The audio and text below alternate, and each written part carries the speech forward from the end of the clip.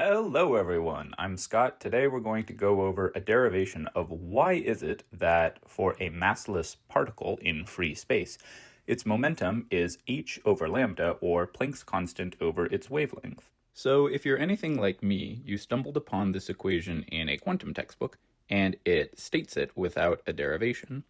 And I remember thinking, wait a second, I thought momentum was mass times velocity.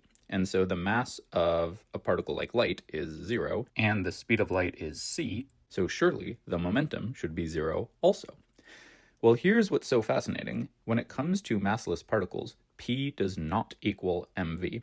So today in this video, we're going to show how we can derive from first principles that there's still momentum of a massless particle, and it is h over lambda. Let's define some variables. P is momentum. It is the vector quantity that two objects exchange with each other when they affect each other's motion. H is Planck's constant. It's 6.626 times 10 to the negative 34 joule seconds. This is the fundamental number that decides how much of an impact quantum phenomena have on the world. The bigger the number, the more of an effect it has on our daily lives. You'll note that it's a very, very tiny number, which is why quantum effects are only noticeable at smaller scales. Finally, lambda is the wavelength of the particle. Now you might say, hold on, if it's a particle, why does it have a wavelength? A wavelength, by definition, applies to waves. Well, that's what's so fascinating about quantum physics, is particles have wave-like properties. We'll see in this derivation that the wave equation just naturally shows up. We're not going to assume that particles have wave-like properties. Rather, it's just a natural consequence of our very reasonable assumptions. So assumption number 1 comes from Einstein's theory of relativity. It states that energy, momentum, mass, and the speed of light are related by E squared equals P squared C squared plus M squared C to the 4th. E is energy, P is momentum, M is mass, and C is the speed of light, which is around 3 times 10 to the 8 meters per second. It's not exactly, but it's around there. Assumption number 2 comes from quantum mechanics. In quantum mechanics, there's a thing called a wave function that I'll explain in a little bit, and you have these things called operators. The way an operator works is you give it a function and you get out some other function. In quantum mechanics, p hat, the momentum operator, acts on the wave function to give you negative I h bar ddx wave function. I is the square root of negative 1. H bar is h over 2 pi, and ddx is the derivative from calculus. Once again, the little hat or caret indicates that something is an operator. So this wave function that I mentioned, what is it? It's related to the probability of where a quantum particle might be found. It's not exactly the probability, but it's related to it. That's really all we need to know for the context of this video. And that little pitchfork symbol, that is the Greek letter psi, or just psi. Our third assumption is that we have a free particle. In other words, there's no potential energy barriers. It's not trapped in a box or in an oscillator. For all intents and purposes, it could go wherever it wants. With our assumptions in mind, let's get started. So as stated earlier, E squared equals P squared C squared plus M squared C to the 4th. Now the goal of this problem is to find the momentum for an object with no mass. In other words, M equals 0. Thus the equation becomes E squared equals P squared C squared. Taking the square root, we get E equals PC. Let's box this equation, because it'll come back later, and also it's just very important and shows up all the time in quantum mechanics. So the next step is probably the trickiest. The equation E equals PC, as it's written, is what's called a classical equation. By that I mean that P, momentum, can have any value it wants. But in quantum mechanics, momentum can only take on specific discrete values. It can't just be any old number. So in order to convert classical equations to quantum equations, we need to replace momentum with the momentum operator. So we replace P with P hat. But there are two important things to note here. Firstly, energy is not always P hat C. This is only true in the context of a massless free particle. Secondly, operators only have meaning when applied to a function, like psi, the wave function. So E equals P hat C is actually not strictly true on its own. It's more accurate to say E times psi, the wave function, is P hat C psi, the wave function. Sometimes mathematicians will write the operators without the functions, as I did here, but the mathematicians are always implying that there are functions that the operators are acting on. Now, using our second assumption, remember that p hat is negative I h bar ddx. Now, dividing both sides by negative I h bar c, we get d dx psi is I over h bar c psi. Now, two important notes. Remember that h bar is just defined as Planck's constant h over 2 pi, and a funny thing about I, that's the square root of -1, -1 over I is just equal to I. So what we have here is that the derivative of a function equals some constant times the original function. This is an example of what's called a differential equation, when the derivative of a function and the actual function are a part of the same equation. So whenever the derivative of a function equals some constant times the original function, we can always write it as that the function is equal to some unknown number times e, Euler's number, raised to the constant times x. So in case that equation seems like that was pulled out of thin air, I encourage you to take the derivative of psi, as indicated by the arrowed equation, and you can double check that the differential equation above still holds true.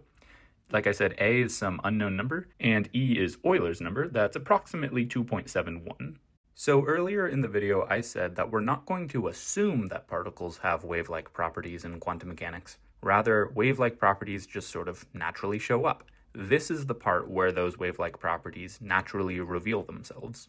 So let's compare psi with this thing called the wave equation. So all waves have what's called an amplitude.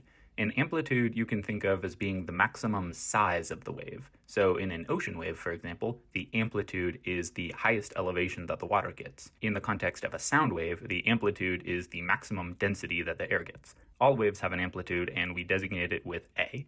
So the wave equation tells us that A, the amplitude, is Euler's number raised to the I omega t times e to the I kx.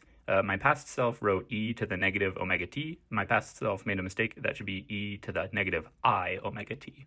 So let's move the paper over so we can have a little bit more room. So omega, that looks like a W, but it's actually a little rounder, and it is a Greek letter omega. That is the angular frequency. It is how many degrees of the oscillation in radians is completed per second. K is the wave number, which is how many cycles of the wave are completed per meter traveled.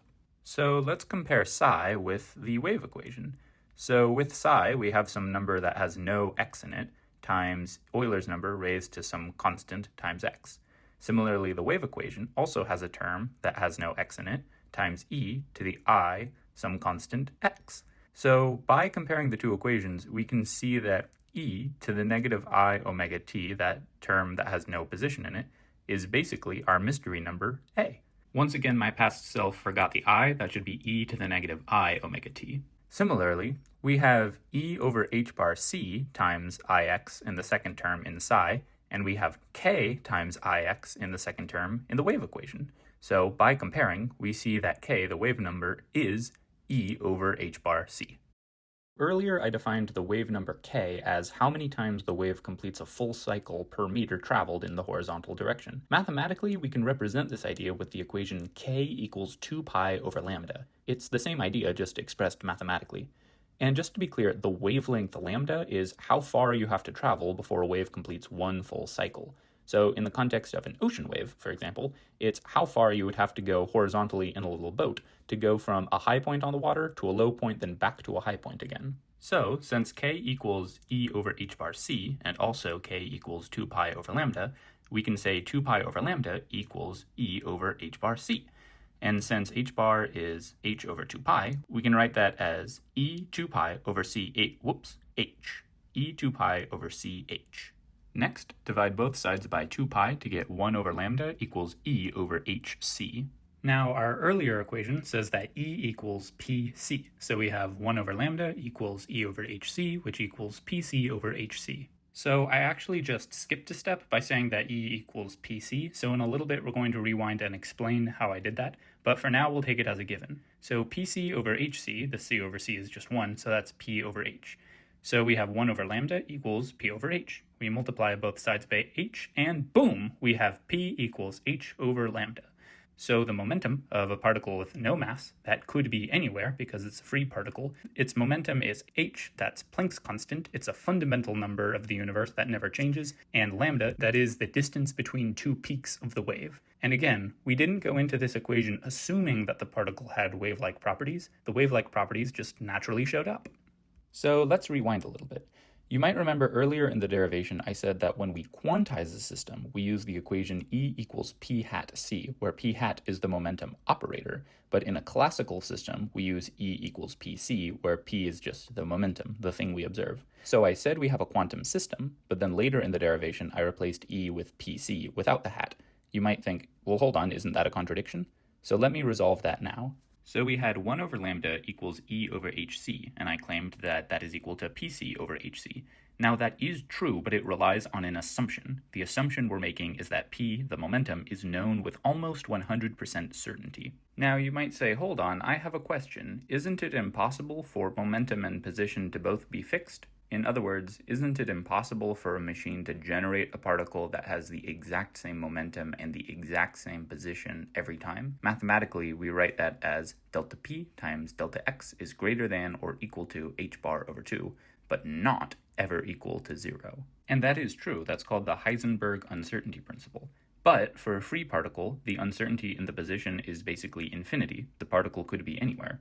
So the uncertainty in the momentum could be arbitrarily small, approximately 0, if we want. So if the momentum p is certain, then we can use the following equation. P hat acting on p ket equals p times p ket. So p hat is the momentum operator as before. I wrote momentum state, but it really should say momentum operator acting on a state. P ket is a vector that tells us that the quantum system is currently in a state with known momentum. It's also called a momentum eigenstate.